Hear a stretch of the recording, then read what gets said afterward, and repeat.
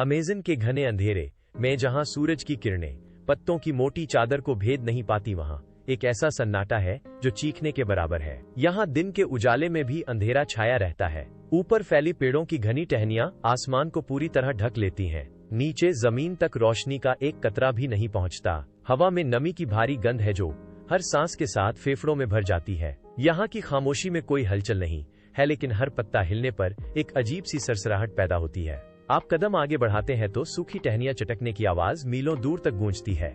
ये सन्नाटा आपको महसूस कराता है कि आप अकेले नहीं हैं। हर तरफ फैली ये बेलें और घनी झाड़ियां किसी अदृश्य दीवार की तरह रास्ता रोकती हैं। यहाँ का अंधेरा केवल रोशनी की कमी नहीं बल्कि एक गहरा रहस्य है। आप जैसे जैसे गहराई में जाते हैं, पेड़ों की छाया और भी लंबी और डरावनी होने लगती है। यहाँ की हवा में एक भारीपन है।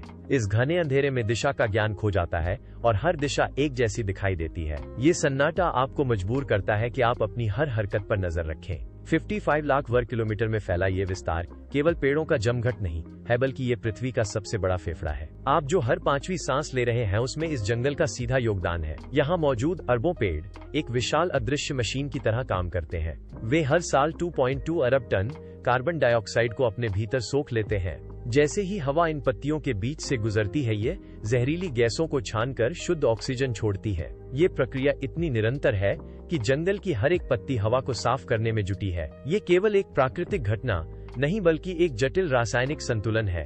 यदि ये जंगल एक पल के लिए भी अपनी ये क्रिया रोक दे तो पूरी दुनिया की हवा का संतुलन बिगड़ जाएगा। यहाँ की मिट्टी और पेड़ मिलकर कार्बन को जमीन के नीचे कैद कर लेते हैं, जिससे वातावरण का तापमान नियंत्रित रहता है। ये जंगल चुपचाप दुनिया का कचरा साफ कर रहा है, बिना किसी शोर के, बिना किसी रुकावट के। ये पृथ्वी के अस्तित्व को बनाए रखने का एक ऐसा तंत्र है।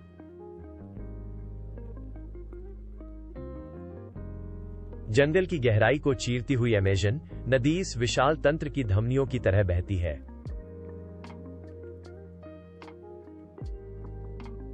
जैसे ही आप नदी के किनारे खड़े होते हैं, पानी की निरंतर गूंज आपके कानों में भर जाती है। ये नदी इतनी विशाल है कि इसके एक छोर से दूसरा छोर दिखाई नहीं देता।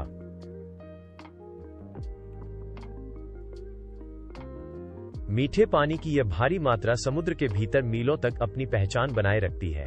नदी की सतह पर तैरती हुई लकड़ियां और मलबा इस बात का गवाह हैं कि ये अपने साथ कितना कुछ बहाकर ला रही है।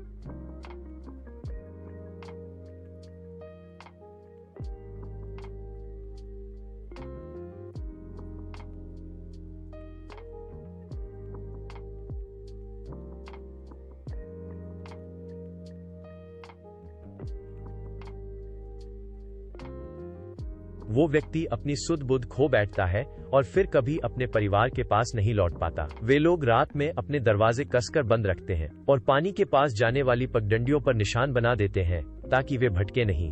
हर बार जब नदी के किनारे कोई हलचल होती है तो वे इसे बोटों की उपस्थिति मानकर सतर्क हो जाते हैं। ये डर उनके जीवन का हिस्सा है जो उन्हें नदी की गहराई से दूर रखता है। वे जानते हैं कि पानी के नीचे जो प्राणी अपनी गर्दन को 180 डिग्री घुमाकर सब कुछ देख सकता है, वह जमीन पर भी अपनी नजरें उन पर टिकाए हुए है। ये विश्वास ही है जो अमेज़न के इस हिस्से को एक रहस्यमयी और डरावनी जगह में बदल देता है, जहां हर परछाई के पीछे एक अनजाना खतरा छिपा है। नदी की सतह के नीचे जहां रोशनी का एक कतरा भी नहीं पहुंचता, एक 9 मीटर लंबा साया रेंग रहा है। ये एनाकोंडा है, अमेज़न का सबसे खामोश और घातक शिकारी। वो पानी की धाराओं के साथ नहीं बहता, बल्कि अपनी मांसपेशियों की ताकत से खुद को स्थिर रखता है। जैसे ही कोई जीव उसकी सीमा में आता है, एनाकोंडा बिजली की गति से झपटता है। वो अपने शिकार को काटता नहीं, बल्कि उसे अपनी विशालकाय कुंडली में जकड़ लेता है। ये पकड़ लोहे की जंजीर जैसी है। हर बार जब शिकार सांस लेने के लिए अपनी पसलियों को फुलाता है, एनाकोंडा अपनी पकड़ को और कस देता है।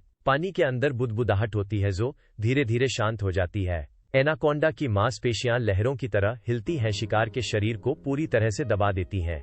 शिकार की हड्डियां दबाव के कारण चरमराहट के साथ दबने लगती हैं।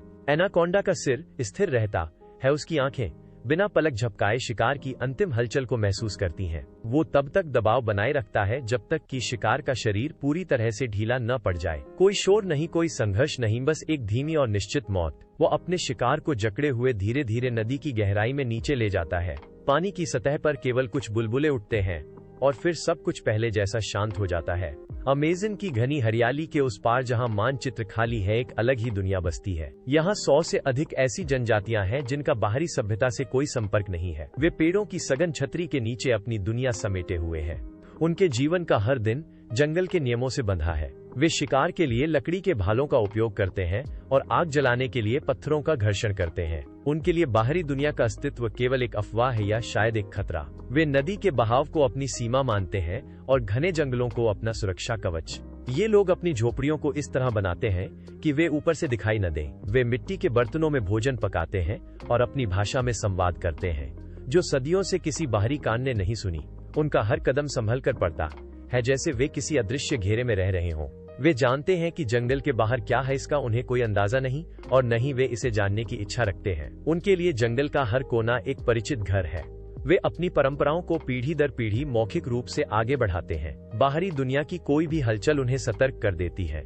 अचानक जंगल की शांति एक भारी गड़गड़ाहट से टूटती है। आसमान में एक धातु का विशालकाय पक्षी हेलीकॉप्टर पेड़ों की छतरी के ऊपर मंडराने लगता है। नीचे घनी झाड़ियों के बीच हलचल मच जाती है। कबीले के लोग अपनी झोपड़ियों से बाहर निकल आते हैं। उनकी नजरें ऊपर उठती हैं और चेहरे पर डर नहीं, बल्कि एक तीखी दुश्मनी दिखाई देती है। वे तुरंत अपनी धनुष संभालते हैं। एक आदिवासी अपनी पूरी ताकत से कमान खींचता, हैलकड़ी का तीर हवा को चीरता हुआ ऊपर की ओर जाता है। एक के बाद एक दर्जनों तीर हेलीकॉप्टर की दिशा में दागे जाते हैं। वे जानते हैं कि यह धातु का दानव उनकी दुनिया का हिस्सा नहीं है। तीर हेलीकॉप्टर के बाहरी ढांचे से टकराकर नीचे गिरते हैं, लेकिन ये हमला रुकता नहीं है। वे पेड़ों के बीच दौड़ते हैं, अपनी स्थिति बदलते हैं और लगातार निशाना साधते हैं। उनकी आंखों में बाहरी दुनिया के लिए कोई जिज्ञासा नहीं, केवल एक स्पष्ट चेतावनी है। वे अपने हाथों को हवा में लहराते हैं और चिल्लाते हैं। अपनी जमीन को बचाने के लिए एक अघोषित युद्ध छेड़ देते हैं। हेलीकॉप्टर के रोटर की तेज हवा पेड़ों की टहनियों को झकझोर देती है, लेकिन वे पीछे नहीं हटते। वे अपनी जड़ों को बचाने के लिए हर संभव प्रयास करते हैं। वे तब तक तीर चलाते रहते हैं जब तक कि वो शोर उनसे दूर नहीं हो जाता। हेलीकॉप्टर का शोर दूर हो चुका है, लेकिन जंगल की हवा में एक अनजाना तनाव अभी भी बाकी है।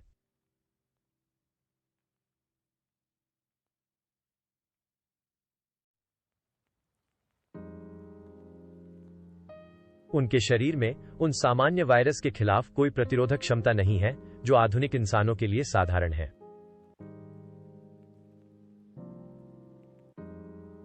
ये सूक्ष्म संक्रमण उनके पूरे कबीले में जंगल की आग की तरह फैल सकता है। बुजुर्गों की सांसें उखड़ सकती हैं और बच्चों की रोग प्रतिरोधक प्रणाली पूरी तरह ध्वस्त हो सकती है।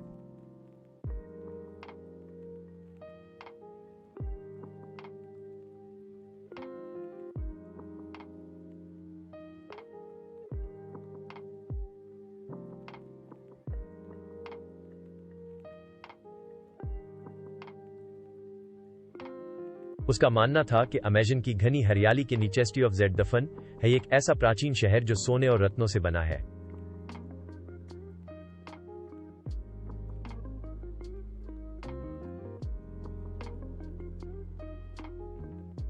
जो सदियों से छिपी हुई थी। वो जानता था कि ये सफर आसान नहीं होगा, लेकिन उसका संकल्प चट्टान की तरह अडिग था।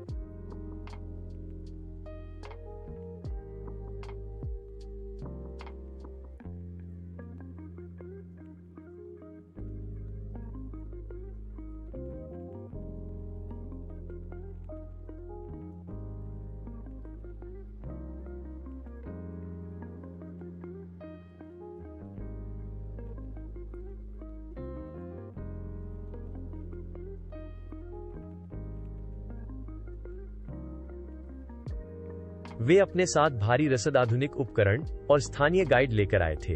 पहले महीने उन्होंने जंगल के किनारे पर कैंप बनाए।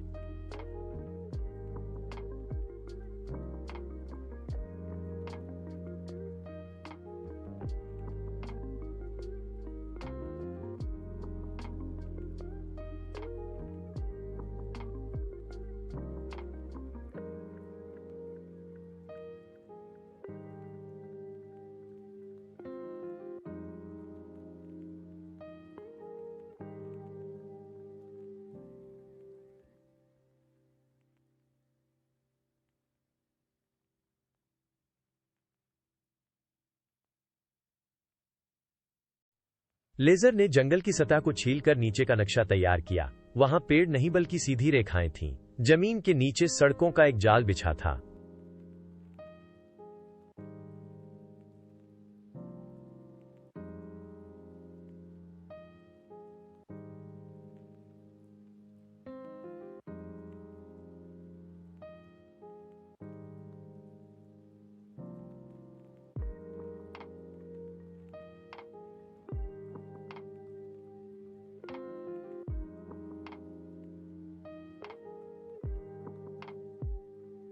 सड़कों का जाल मीलों तक फैला था, जो एक स्थान को दूसरे से जोड़ता था। वहां बड़े बड़े सार्वजनिक चौक थे जहां हजारों लोग एक साथ जुट सकते थे।